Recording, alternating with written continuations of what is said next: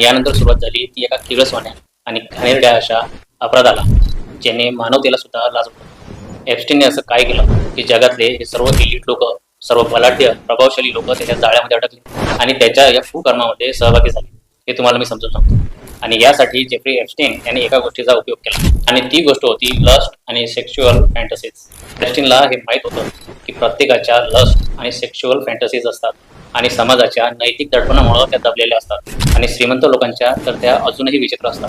Jeffrey एप्स्टीनने या लोकांना, या एलिट लोकांना, या प्रभावशाली लोकांना कंप्लीट प्रायव्हसी दिली, कंप्लीट फ्रीडम दिलं आणि त्यांच्या लस्ट आणि सेक्शुअल फॅन्टसीजला पूर्ण करण्याची संधी दिली. आणि त्यासाठी लहान लहान चिमुकल्यांचा आणि महिलांचा त्यांनी बळी दिला.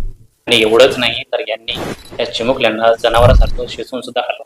लहान लहान चिमुकल्यांवर त्यांनी नको ते अमानवी अत्याचार केले, त्यांचं शारीरिक शोषण केलं, मानसिक शोषण केलं आणि शेवटी इथपर्यंत थांबले नाही तर त्यांना मारून त्यांना खाल्लं सुद्धा. मित्रांनो, या व्हिडिओमध्ये हा संपूर्ण टॉपिक अगदी सोप्या भाषेत मी तुम्हाला समजून सांगण्याचा प्रयत्न केला. हा व्हिडिओ तुम्हाला आवडला असल्यास या व्हिडिओला नक्की शेअर करा, इतरांपर्यंत पोहोचवा. आणि हो, या टॉपिकवर तुम्हाला अजून व्हिडिओ जर पाहिजे असल्यास, डिटेलमध्ये व्हिडिओ पाहिजे असल्यास नक्की कमेंट करा. आपण अजून व्हिडिओ या टॉपिकवर बनवूया. तोपर्यंत धन्यवाद.